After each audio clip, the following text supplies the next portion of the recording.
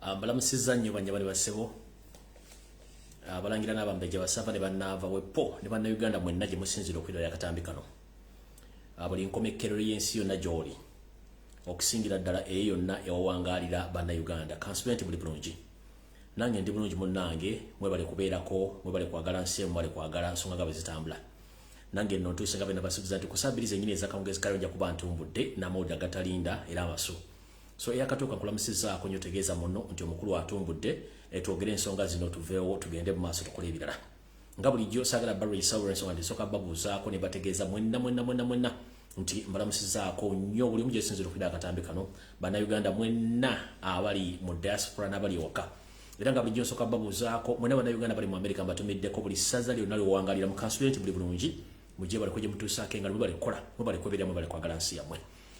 Bwenva onengera mu ggwanga lya Canada buli province yonna munnayuganda gy'osiisira mu nkulamusizaako ng'oli mu Canada gye baleko gy'otuusaako engalo kansubenti oli bulungi nange ndi bulungi nga bulijjo nga bena basuubiza nti ku ssabbiiti zennyini nja kuba ntumbudde era bwentyo ntumbudde nga bena basuubiza so nno yessaawa yennyini endagaanye nga bena basuubiza nti nja kubeerako ntumbudde.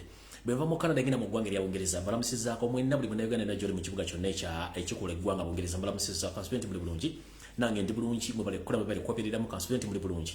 Bweva mu ggwanga erya Bungereza ne ngenda ku Ssemazinga wa Bulaaya mbalamusizaako mwenna banjabo ne bassebo abalangira n'abambejja basava ne bannaava na buli muntu yenna ssekinnoomu gy'osinzira okwirawo akatambi kano ku Ssemazinga wa Europe nkulamusizaako kobera ensi kiyonna ng'oli mu Europe nkulamusizaako. Bwenvaawo nenzira ku Ssemazinga Asia bannayuganda mwenna bangali mu Asia mbalamusizaako kansubenti muli bulungi mujje baleko gye mutuusaako engalo kansubenti gitambula bulungi. Bwenva mu Asia nengenda ku kazinga kebaita Australia mwenna mbalamusiza bannayuganda mu Australia kansubenti muli bulungi mwe bali kukola mwe bali kwebereramu. Bwenvaawo nenzija ku Middle East mwenna mbalamusizaako kansubenti muli bulungi nange ndi bulungi era nga bwe mbaga nti ntumbudde olwaliro era bibigere bino ebindeese buli muntu yakatuuka seereza tambuza vidiyo eno etuuke ku buli muntu saara asaategedde saawulidde mukimenti Facebook bagikwatamu abantu batono nnyo abagifuna ne ku YouTube tubeerako bulungi nnyo. So nno mwenna mbalamusizaako mwenna abawangale mu ggwanga mu Ssemazinga Middle East mbalamusizaako banyabo ne basebo mwenna n'obubaka bwammwe mwenna ddala abantu abali mu Middle East ddala mu ggwanga erya United Arab Emirates. So mbalamusizaako mwenna bwenvaawo nenserengeta ku lukalu lwa Africa mbalamusizaako mwenna bannayuganda bawangalira ku lukalu lwa Africa buli nsi yonna gy'osinzira okuwulira mu kulaba akatambi kano abali mu Egypt, Kenya, Tanzania, Burundi, Rwanda, Congo, Central African Republic, Zambia mwenna mbalamusizaako n'abali South Africa mwenna mbalamusizaako. Naye nga sinagenda kulambula ku bali mu South Africa mwenna njala tegeeza mwenna bannayuganda bawangalira mu ggwanga erya South Africa twafunyemu obuzibu ne munnaffe wali omukwa muganda ffe ow'enkyukakyuka amannya gendooza agamanyiddwa mu kitundu ekyomuyita Muzeeyi wa Kadaala. Muzeeyi wa Kadaala ono musajja w'embaale musajja mugisu muganda ffe yafunye obuzibu n'ab'ebyokwerinda ne bamukwata.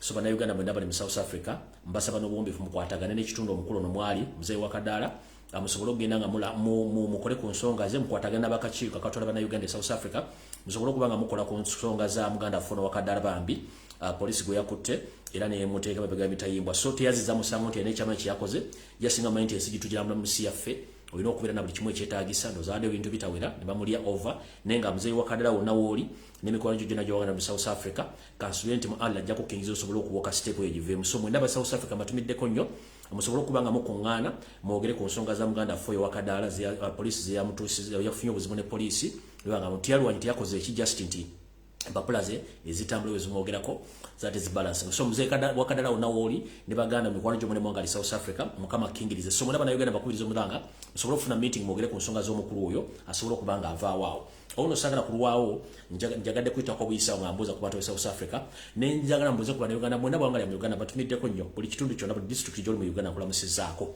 wonna wosinzira okwiraba vidiyo eno nga toyawuddemu nti obava mu kitundu ekinkulamusizaako kansubenti muli bulungi nange ndi bulungi nnyo era kyekindeesa akawungezi kano nga bwe nabasuubiza tijja kubeerawo mujje twogere ensonga zino.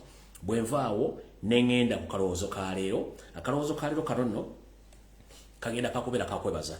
Omanyi tugamba mu Luganda olutuufu nga buli olulimi olusinga okwogera ate olulimi olusinga okuwoomera buli muntu yenna ayagala okulwogera kubanga lulimu ebisoko bingi n'ebinnonogo bingi nnyo era kyekiruma bagundi bali abanyampi ne kibaluma nga olulimi olwogera Luganda bw'ogenda mu diaspora Luganda bw'ogenda ludda Luganda ne bw'ofuluma Uganda lulogga. So kino ekintu kiruma abantu bangi nnyo naye nja bagamba nti Katonda teyali musiru okutonda Uganda nga mulimu Abaganda ate nga boogera olulimi Oluganda n'empisa zaabwe tekyali kibi era tekyali kivve.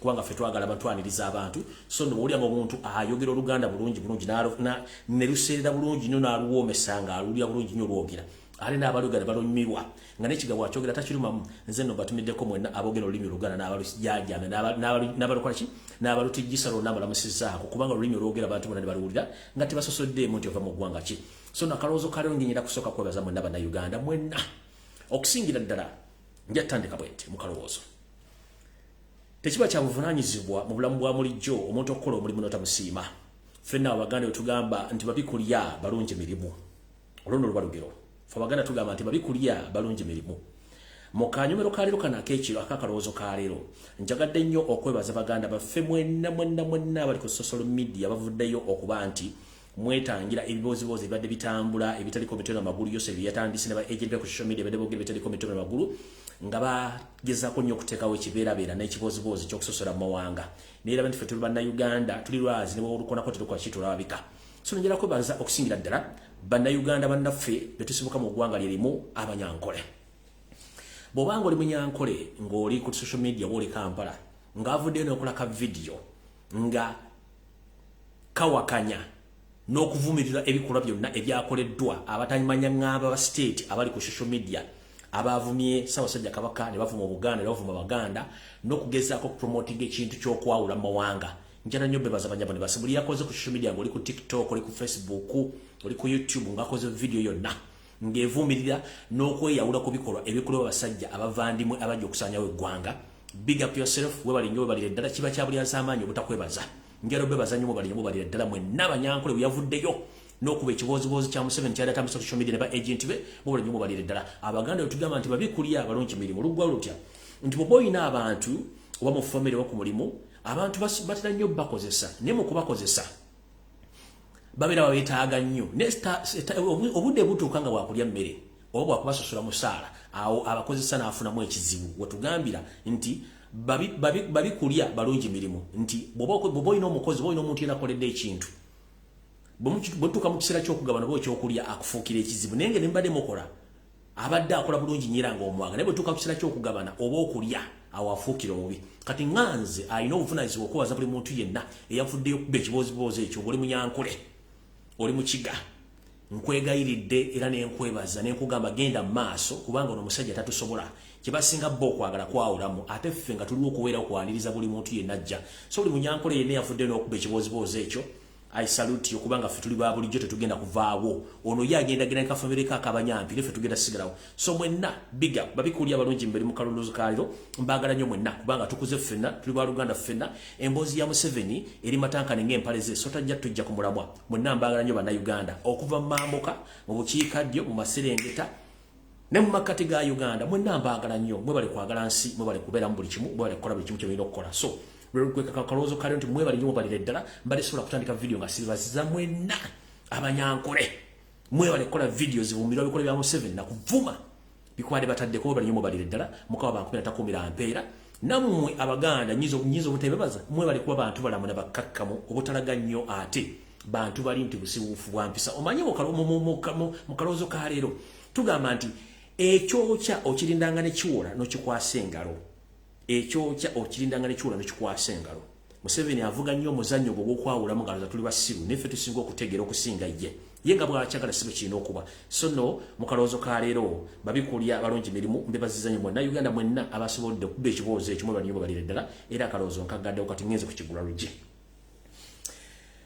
mu kigula luggi kya leero ndowooza nja kusooka kutwala message ezimpandiikiddwa mu didi mpitirivu ezinneebaza emirimu gye nkola ku social media kuno omu yampereza aka message kano kadde kakulu nnyo ne ngamba kanso kenkesomera enganze nammwe osanga munaakajjamu amakulu yangambye bw'ati yangambye ssebo mwami Fred Kajubirumbuye webale nnyo okubeera omuntu mulamu era alambulula ensonga buli muntu n'azitegeera bulungi newankubadde mulimu abanyampi bangi n'abalina Windows omutono abalwawo okukwata ebintu bino ne regarding the lower than the dormant people by the Bahima cannot eat food in close proximity to any original munyankore o mukiga nkabadde buyangambye nti munnange emirimu gy'okola togisiima nnyo newankubadde ebyabagezaako nnyo okukuza wansi nga bano abasajja abanyampi abagezaako nnyo okuteeka wansi bannakabala bannansi abanyankole n'abakiga okubafuula nti balina kye bali mu ggwanga lyabwe nti ye omuhima yeeyita omuhima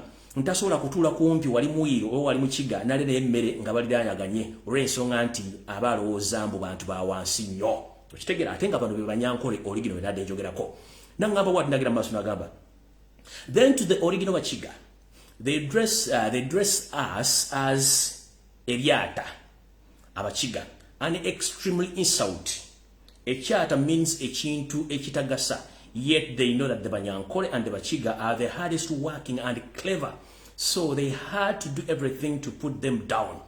Yangambye munnange ensonga nga bwe badde ozirambula n'ozambaza era bwe ziri nti bano abasajja basirwajja okwota basinga bannyinimu entannama abaagala n'okuzzawo obugabi bwa nkole nga baagala kutufutubalako bafuuke abalangira n'abambejja bankole wepuna w'obukiga twabagaana yensonga lwaki nti bo bwe baba batwogerako batuyita ebyata by'abakiga ekitegeeza nti babakiga bagaa nti kuno kwe kuvuma oba okumala n'okumalamu omuntu ekitiibwa n'okumutyoboola ngaga nti ekyata means ekintu ekitagasa ate nga abantu bano bakimanyi nti bayita ebitagasa be Banyankole n'abakiga origino abasajja n'abakazi abakola n'amaanyi ate nga n'emitwe gyabwe gikolera ddala bulungi nnyo yensonga lwaki nti bulwalaga babeerawo nga tewali muntu abataddewo kino nno bakikola okubayita ekyata okubassa wansi nti balina mulamwa naŋŋambayo akagera akalabo adde afundikira message naŋŋamba nti Amohima enters a full bus and asks if there is any person in the bus.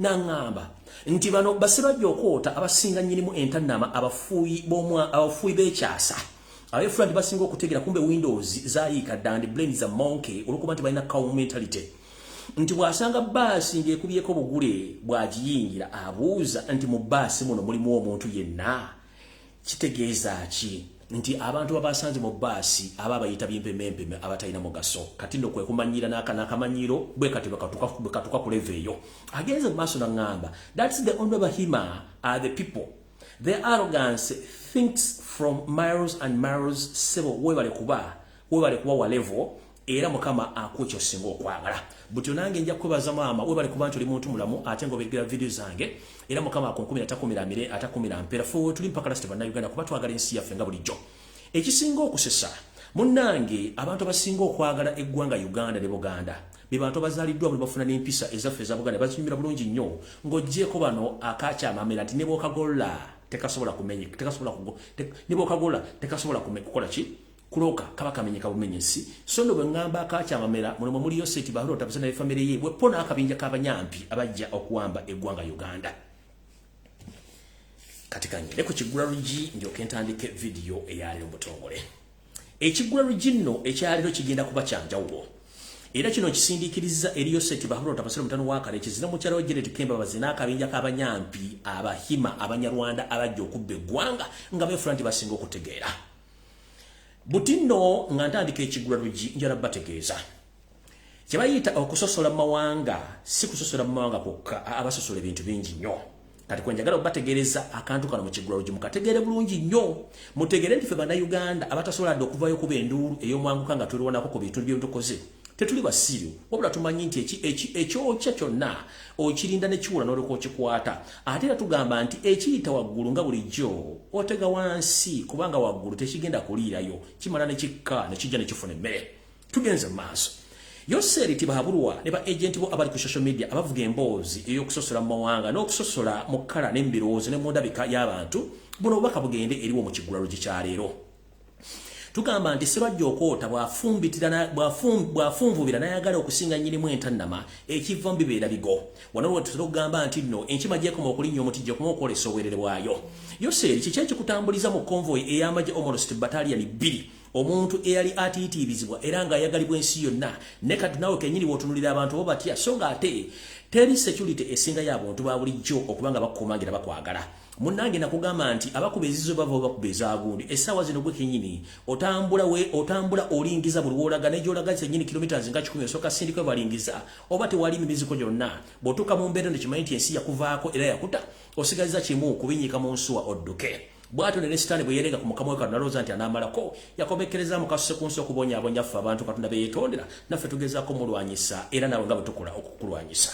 Tutandise tuti buli muntu bwe yagala okutegeera nti okusosola kuli mbasajja bano akabinja k'Abanyarwanda bano abanyampi abajja okusosolanya eggwanga. Wuliriza bulungi nnyo emboozi ya leero. Tulina amawanga agasukka mu 8 mu Uganda. Amawanga gano tegava wadde okwekubira enduulu ku busosozi obugenda mu ggwanga obugenda maaso mu ggwanga era gonna gaseeso olw'ensonga gamanyi nti kino kiyita mu lujja obudde bujja kujja nti Uganda eddeyo ku mulamwa gwayo mutuufu. Museveni Janet family ne bamafia mwenna abali mu Uganda bamusinze okwawula n'okusosola mu bannayuganda ng'ate mwefudde nti mulimu ku magwanga aga Uganda ekitaliijo muli kagubu k'Abanyarwanda akasosoze. Ensonga zino wammanga njagala eggwanga litunule bulungi nnyo nga tetusosoddeemu. Njagala ombuulireyo gwavuma Omuganda n'omwogoloza n'omunyumunguza n'omuteeka wali. Njala kubuuza ebibuuzo wano wammanga ndyoke nkuwa information eddako. Wali olabyeyo Omuganda gw'ovuma n'omunyumunguza n'akuvuma n'akuddamu? Kibuuzo ekisooka. Wali olabyeyo Omuganda omusajja oba omukazi ng'agoba omuntu yenna ku ttaka mu ggwanga Uganda mu kitundu ekitali kya Buganda?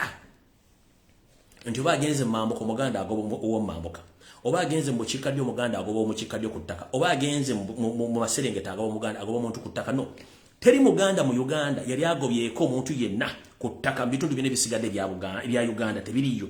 Kitegeeza nti ffe ne waffe we mujja tubatuuza ne tubalumiriza ne tubayigiriza empisa buli kimu n'emuki nemmwe kana akabinja ka Museveni ak'Abanyarwanda akajja okusaanyaawo ebintu bali mu kukola okusaanyaawo amataka ga Buganda okusaanya ebintu bya Uganda byonna n'okutta Bannayuganda. Kitegeeza mubasoseze namba 2 ngenze mu maaso.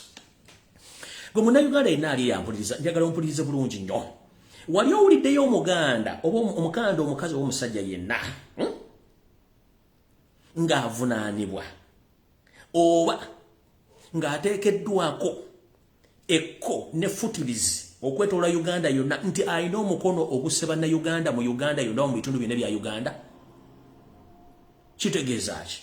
Abaganda twagala nnyo, tusembeza, ate tumanyi kye bayita obuntu n'omuntu. Y'ensonga lwaki tubadde n'abantu bangi mu Uganda ate nga tukyabeera nabo. Kati gw'ayagala otwawulamu munnange nno okootakoota mu gwa lumonde. Kano nno ke kaddirira ndyoke mbawo emboozi esinga okubanyumira bulungi. Njala kubabuuza ekibuuzo kimu Yoseri ne kagulupu k'Abanyampi, the Nyampians, the camouflagers who camouflage to be Banyankole, but unfortunately we have now discovered and we are about to expose you to the fullest. Njala kubuuza Munnayuganda yenna abeera ku social media n'akindaabuka g'atemenyezza okwemusana nti njala kubuuza gwagamba nti Abaganda basosola. Walolabyeyo omukyala gwe bayita Janet Kembabazi nga yambaddeko olugoye olulala lwe bayita gomesi w'obusuuti lwa Buganda olw'Abaganda nedda. Wali owuliddeko omukyala oyo atambula ayiikayiika ng'alinga balugu anaatera okulinnya omutuba ng'ayogeddeko ekigambo kyonna eky'Oluganda mu Uganda wano nga n'Oluzungu lwennyini odwogera alwogera asimba amannyo kubanga amanyi nti ennimi z'alina okwogera zezaaye bokka abalangira. Kyovula talina dde ekijja kya nnyina ekyataata wadde ekyassenga wadde omwogerako ewantu wonna kubanga ke kabinja kamu akabatabanya ŋŋamba akajja okusaanyaawo n'okweddiza buli kimu ekiri mu Uganda.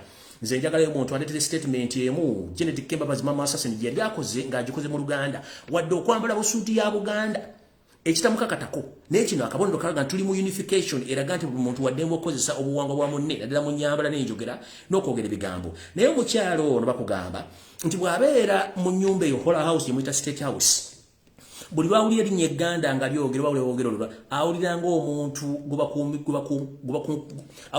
bakumidde omukka omuzibu ennyo ng'omuntu yalidde amagi n'alya ebinyeebwa n'alya emberenge n'alirako ffene n'amagi ag'empogola. Kati omukka ogwo gwe bakuumuula Janet wawulira omuntu ng'ayogera Oluganda oba nga Muganda n'alyoka asika ennyindo ng'anoosa obugolo n'agamba ati nebifiire binoonya ekiwano oyo gwe bayita Janet gwe mulowooza mutasosola.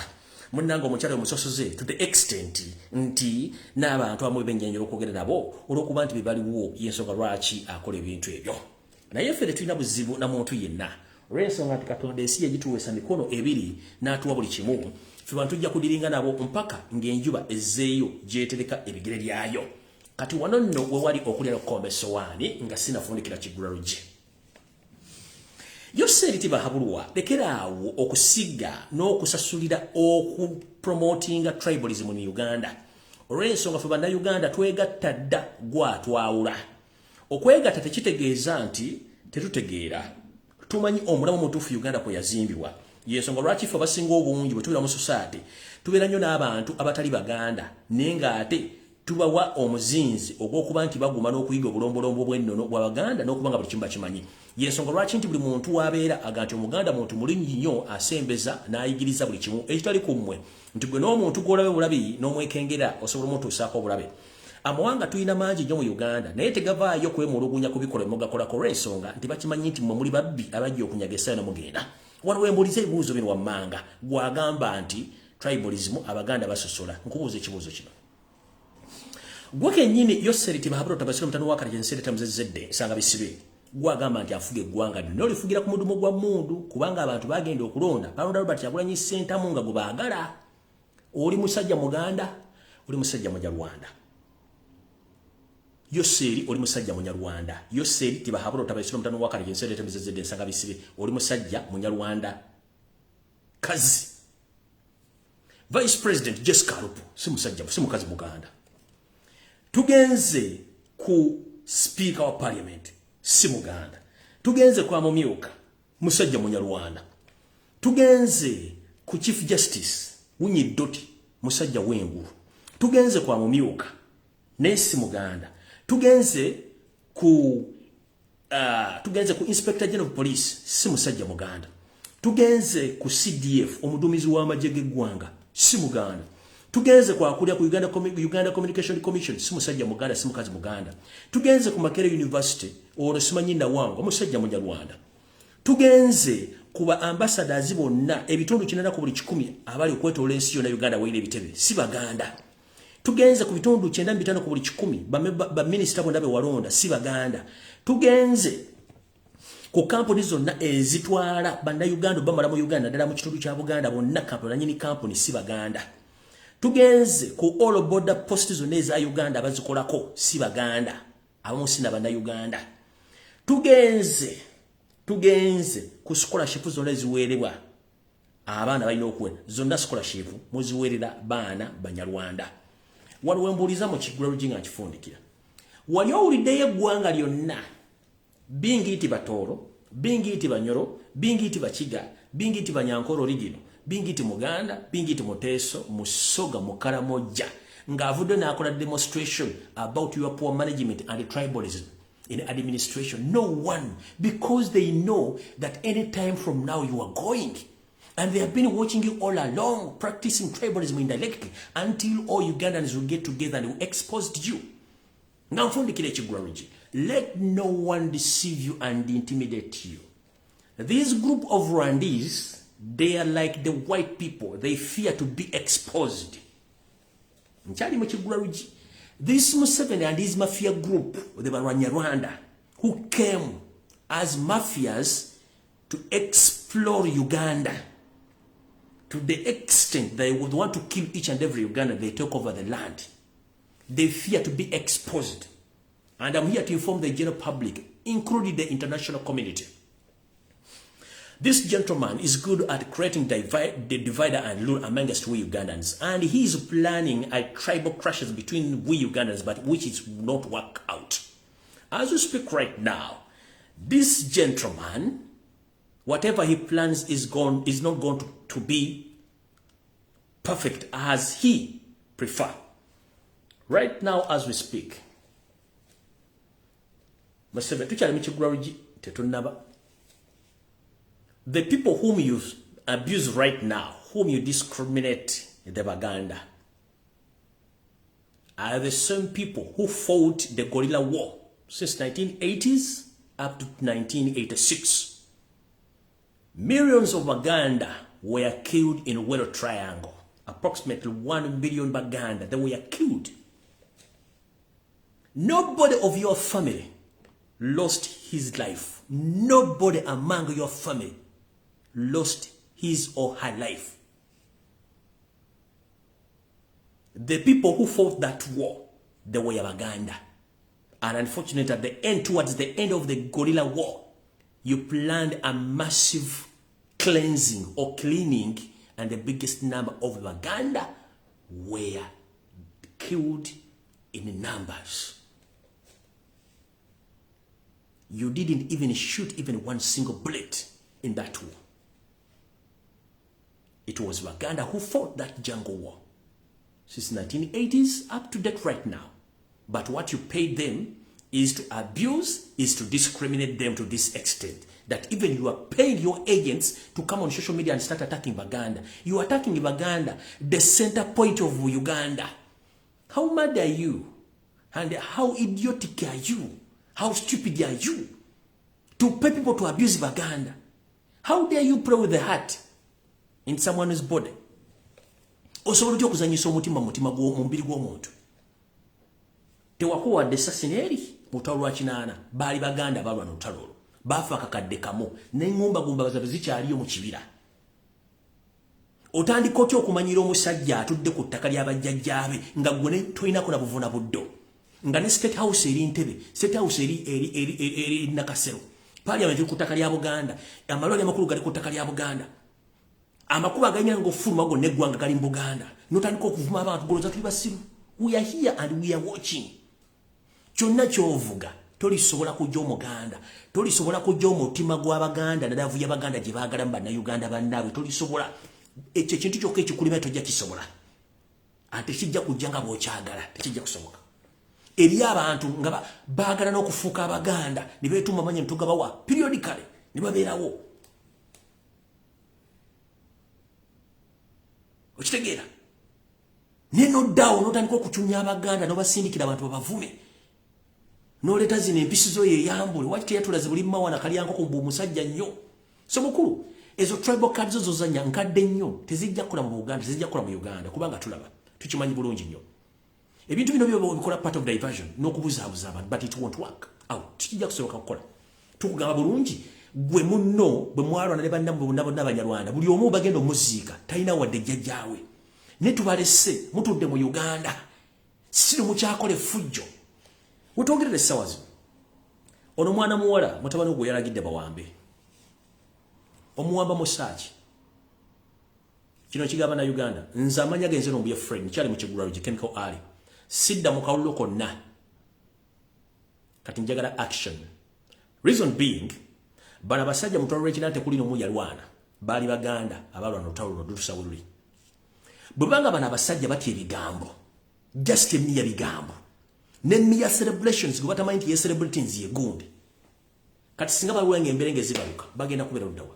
Nze sidda mu kawulo konna to participate in any election in Uganda. Because himself Museveni yagenda mu kawulo mamukubirayo flat. Yakwata mundu n'agenda okulwana. So let me tell you this openly. Whoever think that is going to get power through elections in Uganda, tekisoboka. It is impossible. I'm not ready to go in any other election. Because Museveni, ekintu kyamanyi kiri ekintu ekikwata mutenda kira kyamanyi. Yensonga lwaki twamukuba akalo flat n'akozesa mundu okuwamba obuyinza, kati awamba abaana bano ng'akozesa mundu n'obuyinza. Ono omuwala gw'owambye mbula okuba ya celebrating nze. She's an innocent soul. She's an innocent soul. Ono gw'owambye. N'abala bangi. Nenda bange endiga yevudde ekola tweet bumugenda kola kye kimu. Kati bwembanga okwogera kubatiisa singa muliwulira ku mberenge ng'ebaluka. Ate kino nkikugamba Museveni, kino nkikugamba ekinaakutwala tokimanyi ate tomanyi ddi. Naye nga very soon gye bujja kano kigenda kutwala.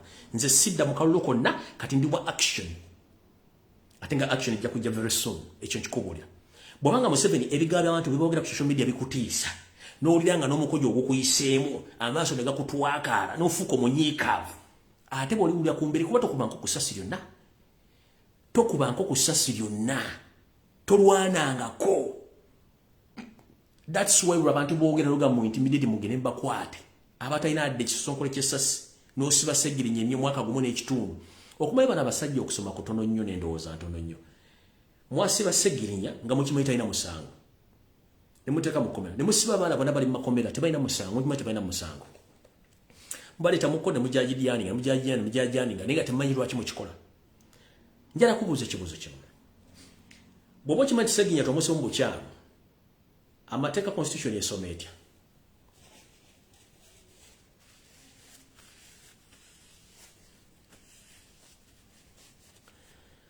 Constitution esomeja. Constitution esometi. Ombaka parliament yena bwalondebwa. N'alayira bw'afuna obuzibu mu constituency ye n'amala emyezi mukaaga atali active talabikako mu parliament. Etteeka lisoma nti Electoral Commission erina okulangira ekifo ekyo kikalu era ne bateekawo okulonda after 6 months. Ombaka Ssegirinnya Muhammad agenda mu mwaka ne munne gwe sagala kwogerako. Tewali wadde member parliament ekyogerako, Electoral Commission tekyogerako kubanga muzanyo mukimanyi nti mukola ebintu bikyamu. Kubanga cow mentality. Cow mentality. Bubanga amateeka gasoma nti ombaka yenna bwamali mezi mukanga atalipotize mu parliament ekifuba kirangira vacant. Ssegirinnya agenda mwaka. Tawoza bumuleta mu kkooti amera maddakiika 3 mukyusa abalamuzi baloya bwe tebajja ba prostitute tebajja bwe mukimanyi muvuga kintu kyammwe kitambula tekina mateeka. Tekina mateeka ninga semateeka gati omubaka yenna bwamala emyezi mukanga atalinya mu parliament era nga tawadde ensonga parliament era ebulya Electoral Commission timuteeka okulonda ono mubaka taliiwo. Kati Ssegirinnya musajja afa talina musango olwokuba mwine ebintu bye mubali mutegese. Kati olwokuba nti mwagala mubeezaawo ng'ajja mu kkooti abeera musibye ekintu kye mukiteekaawo nga kyemusibira kya bwereere n'abaana batalina musango mu kkooti bemusibye luzira bemusibye ekitala bonna nga tebalina musango. Kiki mu driving kyemuzimba kikulu mukulu Museveni eno message yala joba na Uganda nkyali mu kigula video tolina kyosiga kyokungula bannayuganda oli wali mwagenda abantu 27 mu nsiko which kye nawakanya temwali 27. This is a total madness and a total lie. Musima the sort of the master seed, it is a total lie. It is a total lie. Can't believe in Uganda. This is my question, and it beats my understanding. Abali wabasajja bakulu mu myaka gye 8 kuyagala kungamba ku maje Obote gye yali adana intelligence. Museveni attacked the Kabamba with 27 people. Utandikira mwa abantu 27. With 27 guns.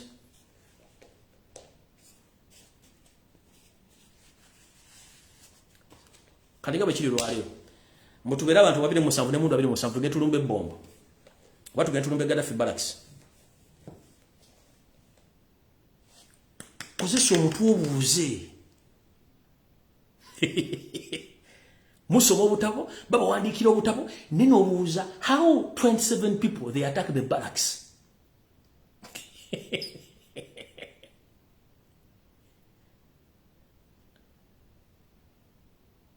Network abagikwata mujagisa ku YouTube ngirikirira loud and clear nzembuza bubuuza.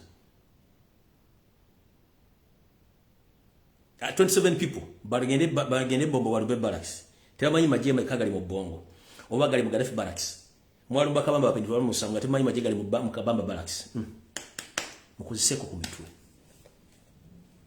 Ono musajja yina amaje agali gasukka mu mutwalo. Nenga agamu gali Tanzania mala gali Kenya nga tegali navaayo gali ku nsalo. Kati olode bali bayingidde. Kati yenga kyakola abantu era bazo obat petitioning ne kwatwala mu kitabo. Akulaga kagulupu kabwa ak'Abanyarwanda abatayina nsibu ka 27 be bakola ekituuti abala bali luddawa. Then you talk about tribalism. Where others ekituuti kyabwe kirudda amanyaga bagasomera luddawa. Monument y'abantu abayingira apart from the 27 you wrote in the city of the Master Sea, where are they? Tribalism yatandikira ddala mu nsiko nga temunnayingira eno. 27 people with 27 guns attacked Kabamba barracks. Mukozesa ku mitwe gyammwe. Mukozesa ku mitwe gyammwe. Bwembulira abantu monument endala bawandika bana Uganda abala bafira mu tawlo lwa olweruwero right Museveni. Nganawe kenyini convoy yo event ebe okutuuka ogalo olugudo n'okuvente mpaka Kampala ku State House n'olugala. Ngira tali muntu kabe amera bino musabasobola okulumba convoy yene eriko ne toilet ennene tebasobola girumba gono lumba barracks with 27 people. This was to officiate the group of the mafias who started the guerrilla war And all were foreigners, they were Rwandese. That's what to insinuate, that's what to show the world that they were 27 people. But in actual sense, they were not 27 people. There were many in numbers. Wayino mutwa wayino emisitwale wayino mutwalo gusuka mugumu bana aballa wayagala bakozesa bukozesa okuba nti balumba kubanga wakosa baganda nga shield. That's why tekuli muntu n'omu ku bantu abali mu musanvu yafira mu nsiko okujonga wabatomaze kuyingira.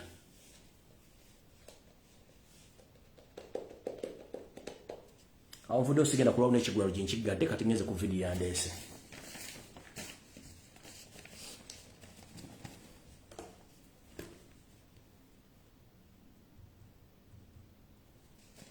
Alright.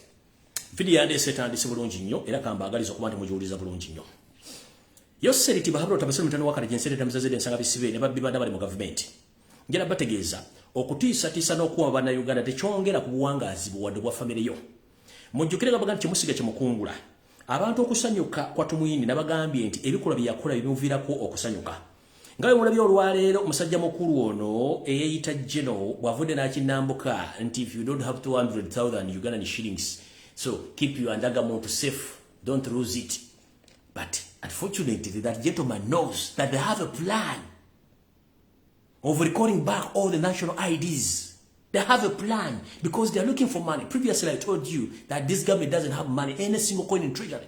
So he came out insinuating, laughing. Kujirigirira. If you don't have 200,000 Ugandan shillings, so keep your undergarment safe, don't lose it. Because if you lose it, replacing it 200,000 Ugandan shillings to get the replacement. If you don't want, leave it. Not ndio musajja omukulu arrogant la yogere yama nti sibaje kwata kubanga kibagala. Kahindo tafiri. Nawe noriye kifire. Nawe noriye kifire. Kale ngenze maso. Butyo mukyatye ebigambo. Naye abantu bagenda kuva mu bigambo.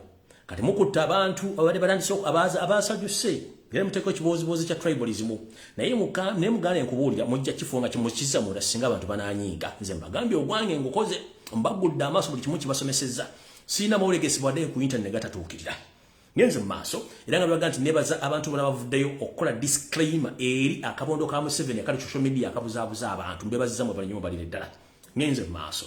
Era butyo mu nsonga eno ey'okwekunga bannayuganda ffenna njagala tutandika okukozesa ekigambo kino wammanga.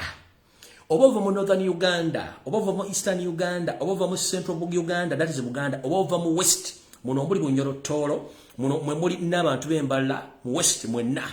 Tuyina ekigambo kye twagala tutandika okukola. Mbagambye Omunyarwanda omubbi kyasinga okutya kwe kumwambula engoye n'omulaga abantu. Kino kyalema government zonna ezaali ziyise okwawula Omunyankole ku Munyarwanda. And I made it. I'm proud of that. I made it. It wasn't an easy task. Okujja Museveni mu Banyankole mulaga nti Munyarwanda. It wasn't an easy task. And now the world know and all Ugandans know. That's why he's fighting right now to regain his status that is a Munyankole. Kubanga namwalya. Nchakwalya mpaka kubanga gwe nkwesobolera. You are pure Munyarwanda with your 27 group of mafias, the Rwandese, who came to invade Uganda. It wasn't an easy job okwawula Banyankole gwe. Kati batandise okuveka enyiri beeyogerera. Nti oli musajja Munyarwanda wabeekwekamu. Kati kankwani kwa ulye bulungi nnyo. So mwenna Bannayuganda njala tutandika ekigambo kino. Ffenna tukubeerera slogan emo nti Museveni and your group of Banyarwanda stop killing us with the indigenous Ugandans. Buli muntu yena bona kwa slogan yenu buli kitundu kyode kya Uganda abasajja bano batya nnyo babya batannyo balangira nti Banyarwanda yesobola ki bali mu kukwata n'okutta Bannayuganda kubanga bakimanyi bulungi nnyo nti baali bekwese Banyankole ne tubaje tubateeka kungulu kati kibaluma nnyo okuba tubatadde ku girasi abantu babalaba abe Busoga mutandika okugamba ekigambo kimu mu Banyarwanda mmwe abakulu ba Museveni akagulupu ka Museveni akabanya mulekera okutta Bannayuganda mulekera n'okusindika ekigambo ky'okusosola mu mawanga. Mu Northern Uganda namwe mutyo Museveni n'akabinja kak'Abanyarwanda bajja okuwamba eggwanga mulekerawo okututta n'okutwawula mu mawanga tuli Bannayuganda ffenna.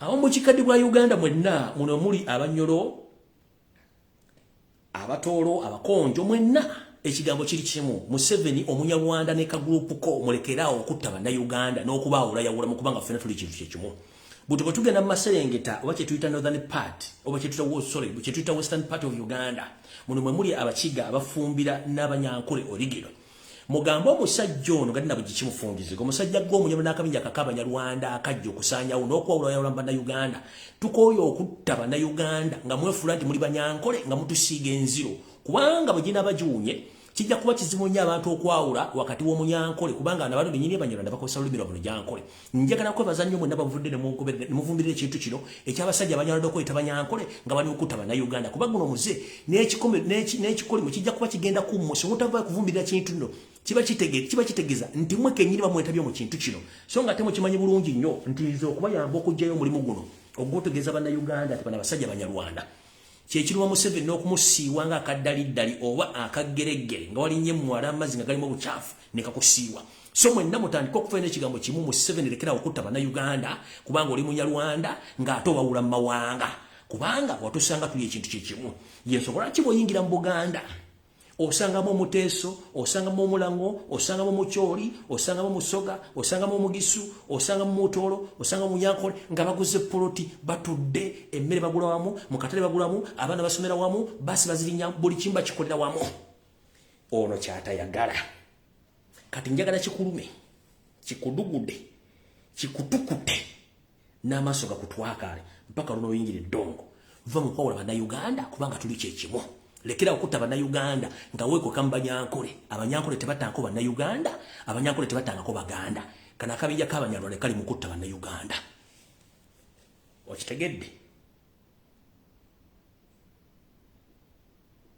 okitegedde akabinja k'Abanyarwanda ke kali mu kutta bannayuganda nga baagala kusiiga enziro balowese nti abanyankole bakola ekintu kino but in history oba mbyafaayo abanyankole tebanakona lutalo n'Abaganda n'abanyankole tebabakona lutalo n'Abakiga wadde n'abafumbira wadde eggwanga lya mu Uganda teryali lirwanyeeko okutta bannansi bannaalyo tekibangawo okujjoka n'akakundi k'Abanyankole awo nno nvuddewo ngenze ku nsonga eyandeese alright nga bwe nabagambye nti oba bwe nabagamba gye buvudde katono najja nekola live wano abantu amule muga mbuyono naye nze sikyaleekana nammwe mwana mugimu ava ku ngozi abasinga obungi mwagala kulabirako ng'ekintu kibatuuseeko ku nnyama naye kansooke mpomozemu wano ndyoke mbategeeze bannayuganda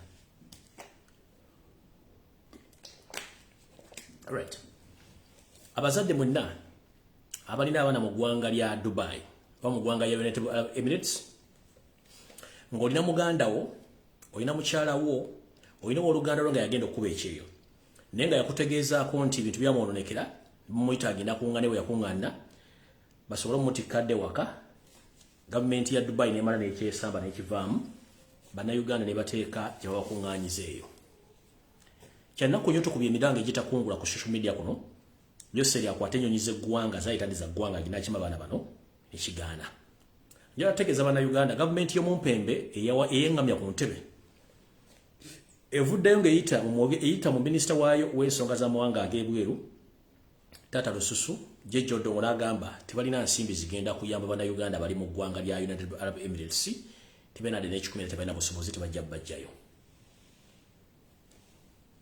kyannaku naye ate kituufu Mr.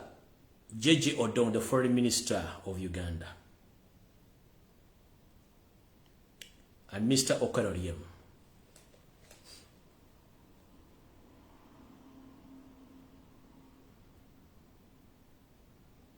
I think if you don't have enough money to bring back all Ugandans who are stranded in UAE, use the diplomacy way of engaging between Ugandan fake government and the United Arab government to discuss the ways how Ugandans are going to be repatriated back home because they are stranded. They don't have food. They don't have where to stay. They have nothing. They have been there for a long period of time yearning to go back home. But unfortunately, you can sleep in your mansions, in 5-star hotel, enjoying the taxpayers' money. But remember, these people are stranded in Dubai. They're like people who are paying taxes. and they have been working in Dubai sending back home money, which the government earns some tax from that money. So please, with immediate effect, please engage in the diplomatic way to repatriate back all Ugandans who are stranded in Dubai. Because these are taxpayers' money and these are Ugandans. They need help from the government. Although you say that you don't have enough money to bring them back, please at least get the name of all those Ugandans stranded, inform their parents to look in the other way how to bring their kids or their children back home than staying in Dubai in such weather, which is not conducive for them. Get all their names, inform their relatives or their parents to look in the other way of getting money or air ticket to bring them back, because they are stranded as if they are not Ugandans. Tata Lususu. And Mr. Okwediza, please. There are so many ways to discuss this matter and this matter to be solved. These are Ugandans who are stranded in Dubai. They are in Southerns. They went there to work and they have been working, sending money back home. And the government has been earning tax from those people. So right now they are stranded, they need help. No one is helping them. These are indigenous Ugandans. They have families. So Tata Lususu, Mr. Jejo Dog, at least act like a father, and Mr. Okwediza, plus your fake boss, engage with United Arab Emirates government to discuss the possible ways how Ugandans must be repatriated back home. Because these people have been working for years, they have been sending money back home and they need help. I don't know, for the Okwediza Uganda mwena, bobo ina muganda ngali mu Dubai, bamu kubasindikibwa okubeera mu waino bajja, bambi tekijja kusoboka. Government ebeganye terina sente zasobola bazaayo, bambi mukole kisoboka mulonga muziza abaana bamwe mpola mpola. Mukitegere byo kye tubagamba. Mukitegere byo tubagamba nti government muti tuina government buli muna Uganda yefaako yekka, bwe munategera lunako bulungi munategera nenze mulimu ogwengo koze. Ba blogger bala mulimu okoze, abaana bekutukutukuba koso mulimu era njalo beba zamwe n'abande balwana na Uganda bati stranded in Dubai, bali mu balire ddala. The reason as to why we have followers on social media, because we care about Ugandans. But the government which doesn't care about Ugandans, when you come use social media, people, they don't follow you because you are reciprocal, you don't help them, even talking about their problems abroad. So how do you want to get this following? If mbuza, mugamante mujja ku social media abantu babala bogera propaganda.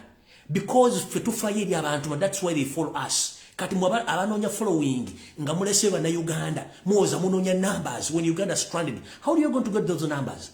You think those people are stupid to follow you or to follow government protocols when they are stranded and they know the person who can help is the government? No batunulia beleniza monke batambula mbuwe. Ale muoza zino following tufuna mfuna batu sasula nsasule kubanga temukozesa bwongo. Wama onvudde unyeze kukirala.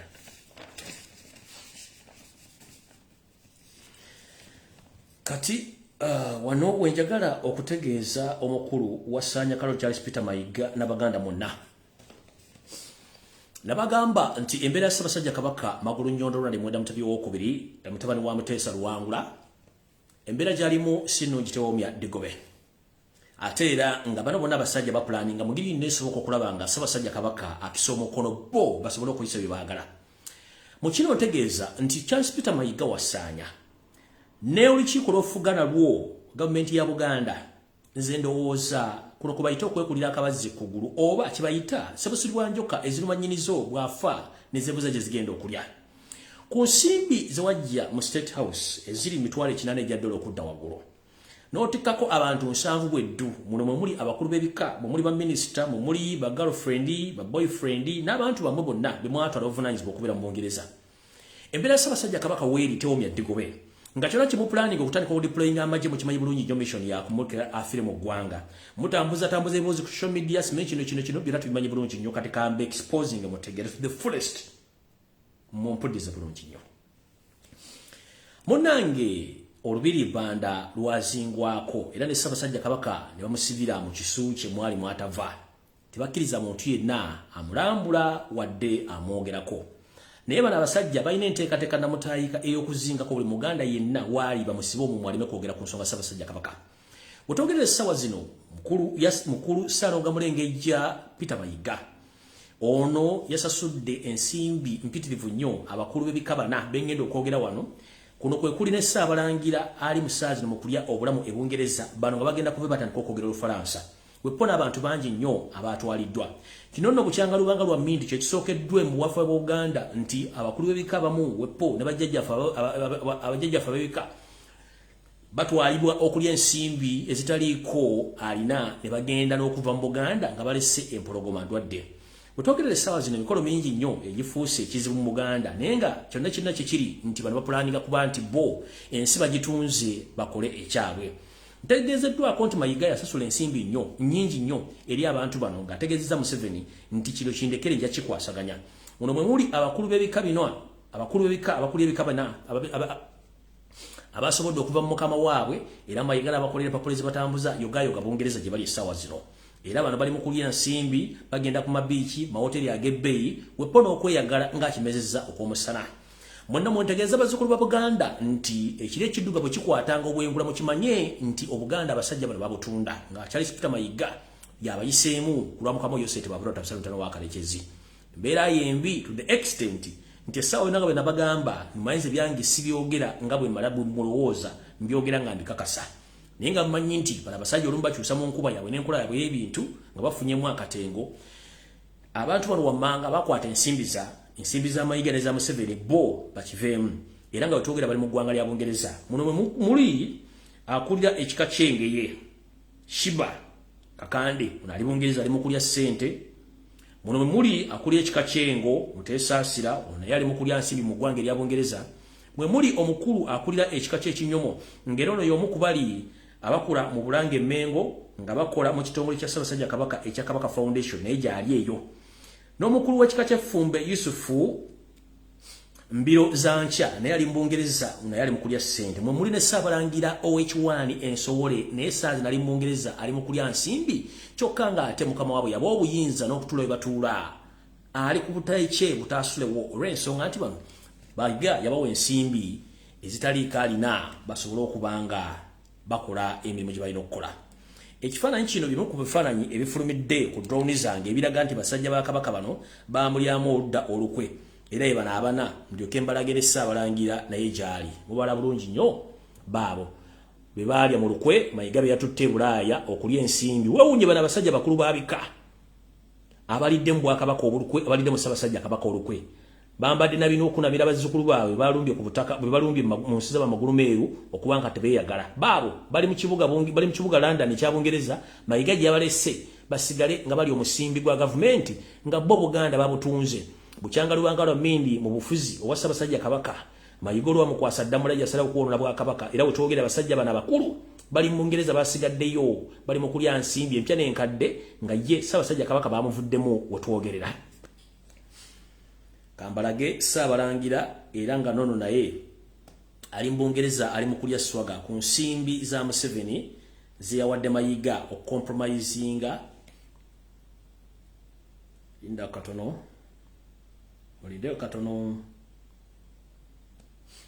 ono ndo ye Ssaabalangira gumulabaawo mu swaga lye nga mulaba yoyo Ssaabalangira Ensowole era mujjukirako olumu abalangira bali beekyanze nga bamugoba mu ofiisi omwami n'abalaga nti ye baleeta poliisi omutaasa yo Ssaabalangira naye ali mu Bungereza essaawa zino ali ku ssente za Museveni alya Mayiga ze yabawo okubeera compromised okuva mu Bwakabaka Buganda okuva mu Ssaabasajja Kabaka bo bali mu kulya nsimbi nze njabba ebifaananyi bulungi nnyo kubanga ze drone ezange okukwata ebifaananyi teziina yabikwatira nsawo era yo yawo Ssaabalangira naye wait a minute naye ng'ali Bungereza ali mu kulya nsimbi za Yoseti Bahabulwa Utabayisula mutano wa Kalekezi yaleeta musajja mukulu mu myaka akuliridde naye jjukira Nsowole eyo Nsowole nkyabawa bulungi nnyo mulindeeko nkyabawa bulungi nnyo mulindeeko nkyabawa bulungi nnyo mulindeeko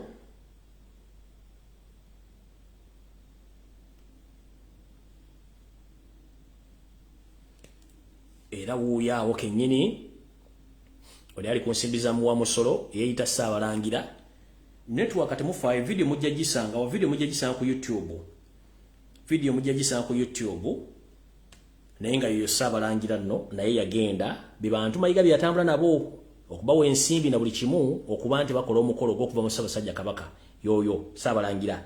Kati bwanga Ssaabalangira ali mu kagurupu ako wepontegezeddwako n'omuti Ssaabasajja gwe yasimba era Ssaabasajja nkuloopera njala kusaba kuluma kutu n'omuti gwe wasimba oluvannyuma lw'amateekera ko lwagenda okukyalako mu Bulaaya omuti gwo gulina mayiga olwatuuseewo omuti guno ne gusalibwawo mu butongole ne basimbawo ekimuli gwogwo n'emiti gye wasimba mu Bulaaya najjo butyo gyasaanyiziddwawo kulaga nti ne mu Bulaaya gy'obadde n'emirandira gye wateeka omukisa gwo ku mukono najjo gyasaanyiziddwawo era wano bamaze gisaanyaawo mayiga n'asimbawo ekimuli oba tayataddewo ddagala nze naawe simanyi kubanga woddira omuti mukama wo gwe yasimba mu Bulaaya n'ogusaanyaawo gwe n'osimbawo ekimuli kitegeeza kyonna ky'okola okyekakasa. Awo nno nvuddewo sigenda kulwawo njala genda ku information endala kubanga obudde tulina butono nnyo tugende ku birala. Era kuno kwentegereza Abaganda mwenna nti wetwogerera family ya Museveni ne Museveni kennyini munnanga bali mu kusagambiza wepo n'okuseka n'okusunda emyenge gy'ebbeeyi kubanga bakimanyi nti omulimu gwabwe gwe bakwasa mu mpembe wa Charles Peter Mayiga bagumaliriza oluvannyuma lw'okulaba nti abantu ensanvu abasindikwa bonna abasinga bali balemesezza Museveni okumukkirizaamu mu biga byayogera eby'okujja obwa Kabaka n'okusanyawo Ssaabasajja Kabaka.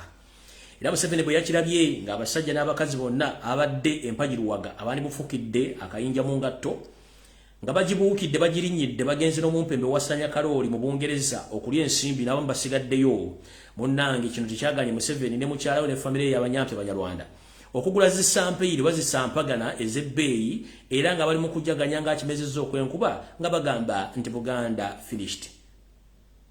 Kino kitegeeza ki? Olw'okuba nti bo bamaze okukompromisinga buli muntu yenna omuwa omusimbi okumusirisa yensonga lwaki olaba nti abantu bano bonna bali mu Bungereza bagenda e Bungereza ne bagenda e Sweden ne bagenda e Scotland ne bagenda e Norway abali bagenda mu America wepo n'abagenda n'abambejja abasinga obungi nabo baweerwa ensimbi n'abakulu b'ebika era bano mwembuli nabo bennyini bembalazeeko okuba nti bali mu kujerubere okucelebratinga nti Museveni kye yali asinga okukola oba okwetaaga kiwedde nti abantu bali bumusemesezza okuba nti bagenda mufukira akayinja mu ngatto bw'atyo wasanya kalo Charles Peter Mayiga Salonga Mulengejja omulimu amaze gutuukiriza bulungi nnyo. Mu kino lwaki musanyufu Yoseeri lwaki anywa champagne muzimuyita champagne ez'ebbeeyi ne famire ye n'okugamba nti Obuganda abusaanyizaawo simba wakati gy'ovuddeyo katono najja ne mbagamba nti Ssaabasajja Kabaka bw'avaawo na buli muntu yenna ogenda kubonaabona mu Uganda nga mulowooza nsaaga bagenda kusooka ku John Maryland omumpembe olw'okuba nti ebintu bye bw'alaba ng'omwaze omumwabya asooka n'atuulamu katulo wansi n'asikamukko kulaki n'asirika kati kyakoze bera Maryland ngikubye single handedly nga Ssaabasajja Kabaka tannaseerera kiyazzeemu asindise mukazi we Pasis namuganza n'amugamba nti ayise ekiwandiiko mawulire wonna nti gavumenti y'omumpembe Yusuf Tabasanontano wa Kalekezi yeetaaga okubala ettaka lyonna n'ettaka ly'abala babala lya Buganda bonna era basookedde kulya sango bbe n'amataka mala bajja gabala n'okubala amataka gonna bannayuganda ge balina mu kino kitegeeza ki akyusizza strategy ekya Maryland kiyinza omuzibuulira nga Kabaka akyaliwo kati n'agamba baleete kiri kye bayita ekyokubala ettaka ngera kubuuza Omunyarwanda sirwajja okwota otandika otya okubala ettaka lye wajja okusengako obusenzi oyalako nti bannayuganda balina endagaano n'ebyapa byabwe tebasobola kubalira ttaka ogenda ddibalamu tanizi ogenda ddibalamu kiro ogenda dditikka mu buddeeyo litwale ogenda dditwala wa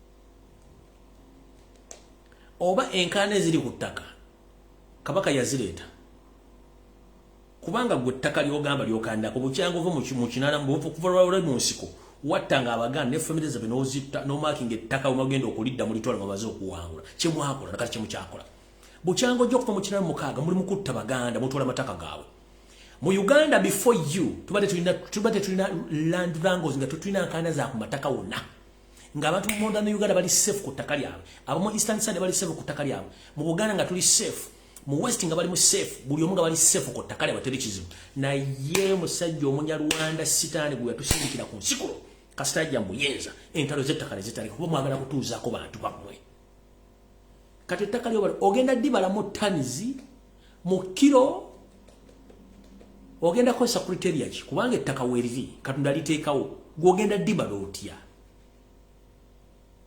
kyemanyiko kiri kintu kimu gweneka ku family ko mwagala Okwediza Etaka Lya Uganda linembe nga mulinako monopoly nga mulinako obuyinza kino kyembagamba obo wagira Museveni watu wagira Museveni kiri ekintu kyebakola kyenjogera ke sazi kigenda kukwatako mu kubala ettaka libagenda simwe bagenda teeka mu kutiya bagenda dibala mu ttani bagenda kubala byapa ndagaano kye kisimanyi era abantu bakanda ku ttaka balikanira ku balikanako kibuli muntu okutula ku ttaka tekubanga ine endagaano ekitone nnyo obanga nyini ttaka yakuwaako otule kati nkana kye ziriko era abantu abali mu kutawanya banda Uganda ettaka mwe muli abasajja bo omuli Kalangwa n'abasajja bali mu bende yo gomba wow abafamily bali mu kuwamba ettaka teri ntayana ku ttaka watusanga tudde bulungi ku ttaka njala kubuuza mukulu ettaka ogenda dibala in terms of tons kilograms in sacks which mechanism are you going to use because the biggest number of Ugandans they have their agreements and land titles. So who has ever complained about their titles or land agreements? Who? Apart from you, who sent your girlfriend, who went across Buganda, investigating about the Mile land and the wrangles on land, which land was led by your brother, the late Salim Musare, is the one who led land wrangles, including your family. Late Salim Musare. So you sent your girlfriend Kasane Bamugameire to go and investigate unregistered land in Buganda because we still have unregistered land in Buganda. So you sent your girlfriend Kasane Bamugameire with the land committee to go and investigate. Why is it that the land committee was deployed in Buganda only? When we came out to ask questions and you ordered them at least to shift to other areas of Uganda after exposing them here in Buganda. Have you ever had any land wrangles in Buganda before you came in power? How mentality? Museveni tulina ettaka lyogenda ditwala. One and foremost, ettaka terina mipiira. Teri okujonga mutandise ditika kunyonyiba ku wilbaro nga mulitwala. Then we shall fight. But fighting with you. Oh no. Gende tanda wali ku ttaka lya jjajjange ozimbeko gundi. Gali flat gali kwoleka. Muzukulu wanga ajja kujja. Ye muzukulu minzeke nyini nkyali. Muzimbeko kimwagala. But remember, chance comes once and you must use that chance. You still have only one chance. Is to live in peace with indigenous Ugandans. But if you fell out with indigenous Ugandans, even your grandkids won't survive in this Uganda. They won't survive. And you are playing with the fire. Mukola bichi mukola. Muine mudu. Na ejukira ne government ezaliko zaine mudu. Mulina makomera wegali. Abana ava mutujja kuzzaamu mmwe. Okitegedde? So, mufulumize ekiwandiiko mubogera kubala ttaka, no problem mulibale. Neche mmanyi nti ettaka mulibala, terigenda kusenguka. Eyo hamu gye wateekawo, hamu gye yakuzimbira Semena Kivosime complex, tegenda kuvaawo. Ettaka limanyiddwa nnyini Ettaka Lya Buganda n'endagaano weeziri. Okitegedde? Muzimbe ezaakedde okwetoola Buganda za apartment za Kankwasa weeziri. Tezigenda kusenguka. Bannyinizo bananyini bataka bagenda kudda. And one badde okosa common sense. Like the late Amin did. Buyago abayindi bonna yabasasula. Gwe n'obazza. In the disguise ngo yala kutwala bintu byabo. Kwa yababuuza ownership y'ettaka mwagijja kubanga constitution Uganda the only person who is supposed to own land is a Ugandan. Yababuuza mwajja ownership y'ettaka abayindi abaga get the fuck out of here ne bavaawo. Ne before he chased them away, he paid them. N'abasasula ne bagenda. So we have Chinese who own land in Uganda. In which constitution, in which law? We have the Indians who own land in Uganda. In which law? Now we have Russians own land in Uganda. In which law? We have North Koreans own in Uganda. In which law?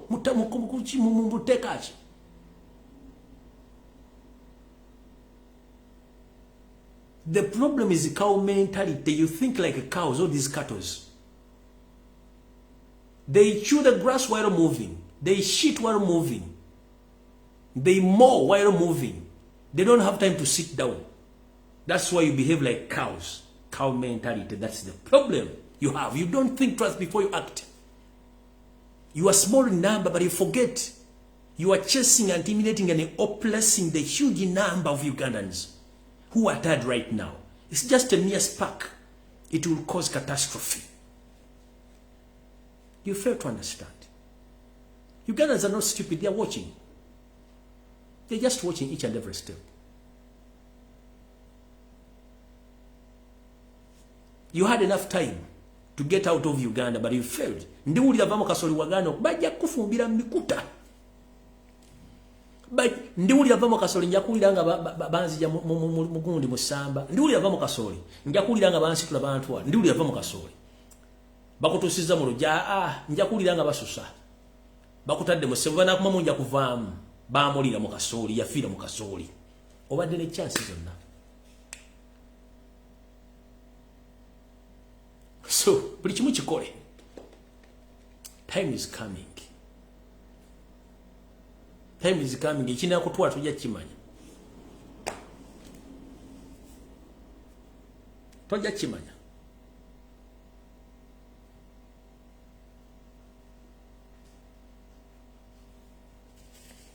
Ngende ku information endala nozamba tegedde abekika abebikami bategezezza abalidde mu Ssaabasajja Kabaka olukwe ensimbi gye bazijje na buli kimu kyonna kye baakoze olw'ensonga nti ono ye ayagala kukola bintu bye.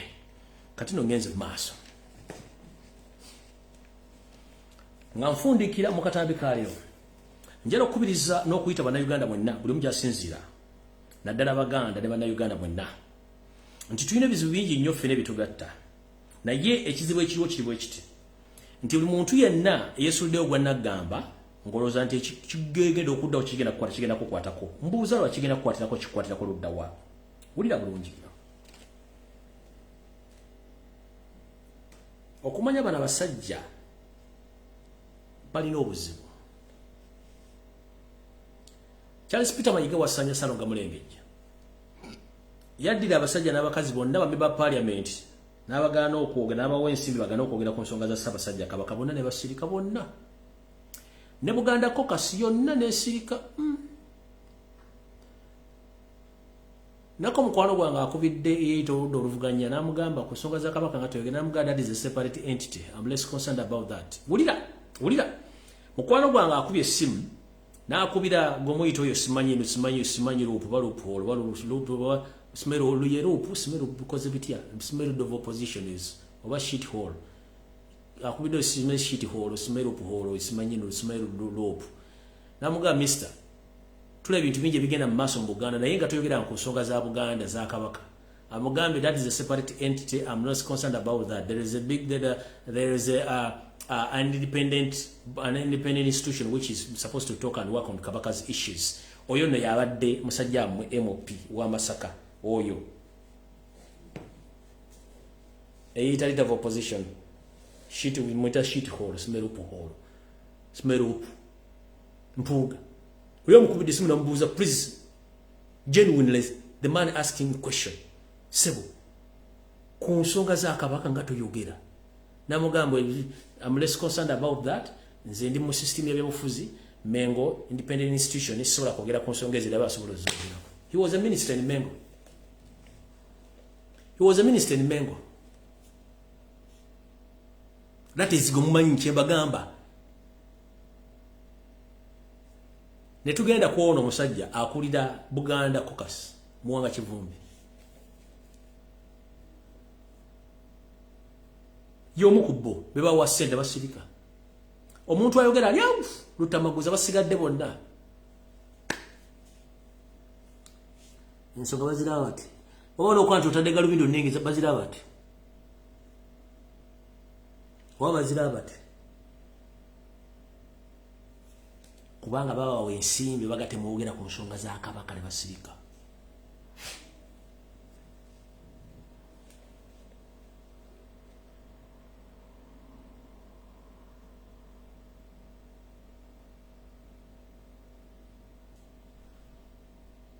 Tino unyizu musajja mukubide simu namuga I'm less concerned about that. A mere person, a mere Simeri leader of opposition ngali convincing kwa kubuyiza nabantu okulanga oli Mengo okuwa platform yako bakulabira ngo Kabaka bwa Buganda nonga tosobola kwogera ku nsonga ezo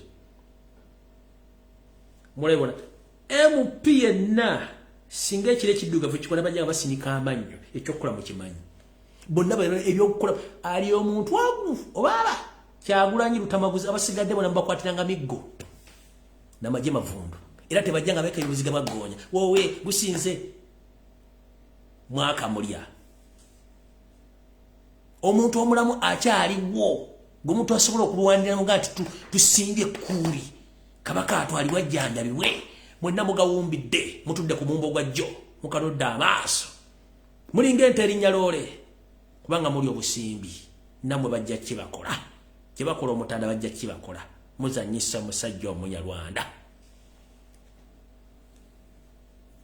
kanchi badire mu Luganda mukwano gwange omu akedde ku macha na bilesimu naji kubyo oyo kumuyita mpuga leader of opposition namubuuza sebo ekitibwa je baleko nte kale nawe je baleko ngasikule boyogera ku nsonga za Kabaka mpuga muzimbu ati onosonyiwa nze ndi leader of opposition ya ensonga zombuuza tezinkwatako ensonga ezinkwatako za bya bufuzi boyina okubuuza bemmengo kubanga institution kitongole kyetongodde kinaba kyogerera okugera ku nsonga za Kabaka nze tezinkwatako sizimanyi mbuye mpuga bwokubira oli muwanga simanyi ani oli we Butambala oyo muddu gavana ali ngenta mwifumba kasooli nebi ayogera tebikwata kabirenga paliza kubanga all the way compromise kati boyo compromising aba MP ne compromise amajja afa babika ne sabalangire ensowole ne compromising buli omu ani agenda okwogerera Buganda ne bajja machinery at any level okutandika okwogera obusabwente ku Ssaabasajja Kabaka nobabuuza ku myaka 22 bukyanga Ssaabasajja Kabaka okuva mu 9 mwezi pamutikira ensonga zino ngabali tebazoogerako esaazi mavudde baogera bakafuluma bagamba baliko n'empewo ki kuva mu 9 mwezi tokamala okubala mugire emyaka emeka wano mmala okubala mu wano kuva mu 9 mwezi tuli mu 2022 minus 19 minus 19 99 93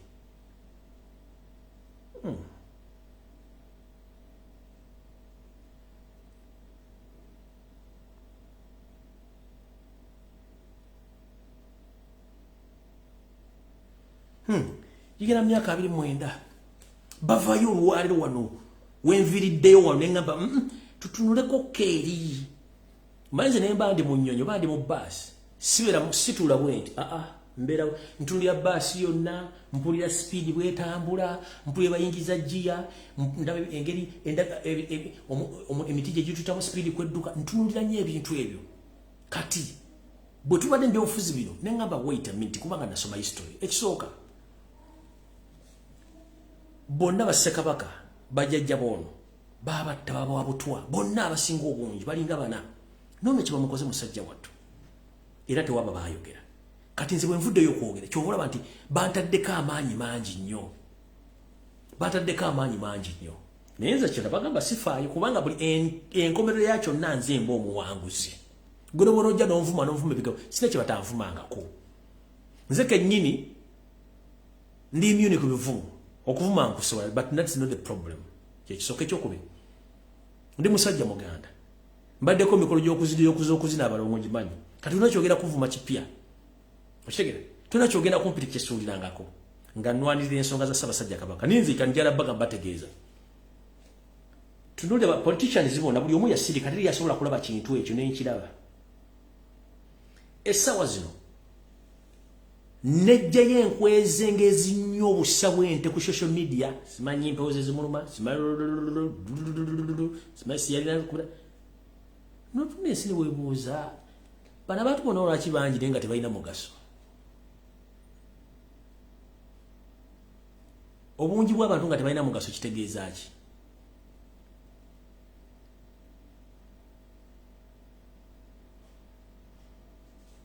noga singa Segirinya aliwo singa yabyogera dda ne musajja atto bamusiba kuba bamanya nti ono yajja kuleeta ttabu Segirinya alina ensonga nyingi lwaki ali mu kkomera kubanga asinga bangi nnyo zino ebuzi za noopu zino ezisinga obungi azisinga singa yakola buli ddadde ekyetaagisa Seggirinya ogwo mulaba wano yali muntu w'abantu nga kyanakola kikugambirawo ne kyataakola kigambirawo Seggirinya ng'akwata essimu Seggirinya buli wamu atuukawo wadde yalina ebizibu bye ng'omuntu but yali ayamba omuntu w'awansi ng'atuukawo anytime kyataakola kikugambirawo naye bano abeefuula sibe ba diplomat n'asiba ettayi n'abanga sumbuse ne yamusiba ttayi n'abeera awo n'ombuuza ku nsonga za Buganda agamba sizitegeera naye ng'ali mu Buganda kubanga bamuwa miliyoni 4 miliyoni 5 yogera ku nsonga z'enkyukakyuka kwera ku baana balima sizimanyi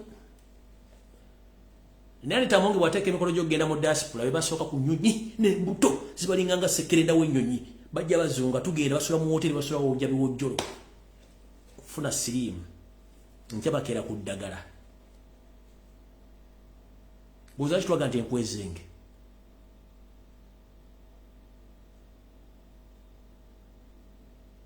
wendi wano to protect and to defend His Majesty Kabaka of Buganda until God decides. Nchidam. And by names of Kajubi Fred Lumbuye, I'm here to defend and to protect His Majesty the Kabaka of Buganda, Ronald Muwenda Mutebi II, until God decides. Whoever disagree with me on these issues, I'm very sorry. But it is my responsibility because he is my top leader as Muganda. Whoever is quiet about the health situation of His Majesty, you will regret more than I, or you regret more than me, because you don't know what Museveni is planning after that. He gave you money to keep quiet. He gave you money to stop talking about Mengo of Uganda issues. He gave you money to stop talking about all the prisoners of the political prisoners. But at the end of the day, he's going to finish you because that is his main target. But remember, you will feel pain more than me at the end of the day.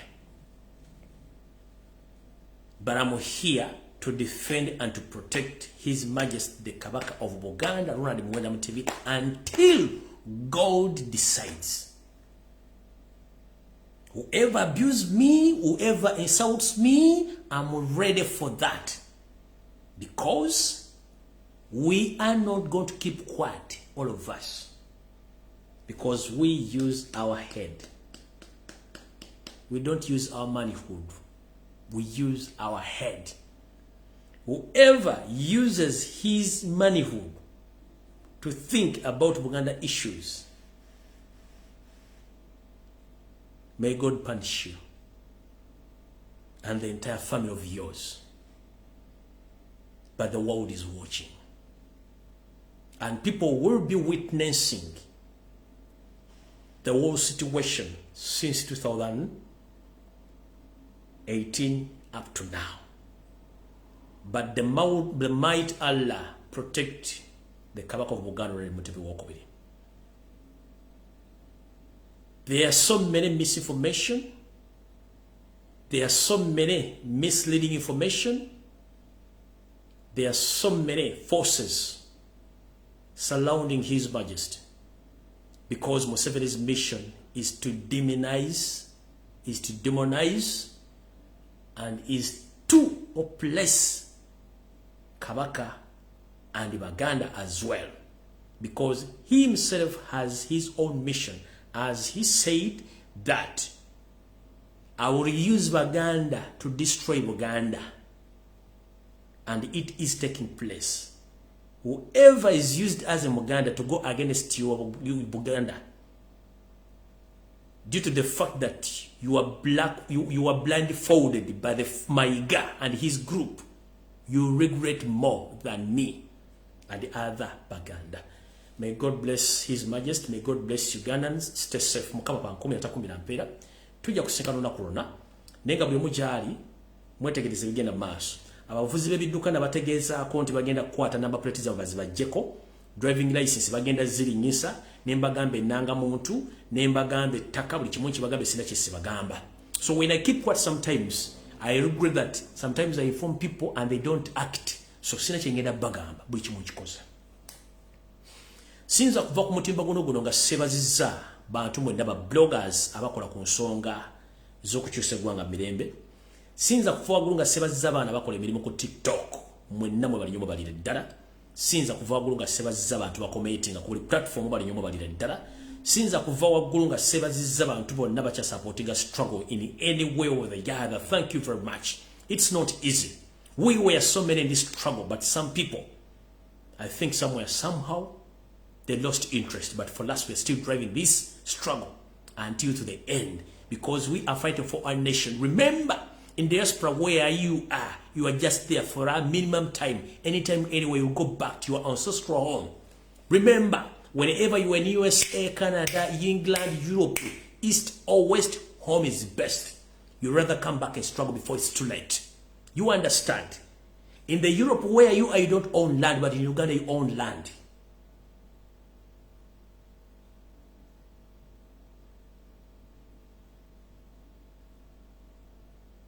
Do you copy? Mukama bankumire.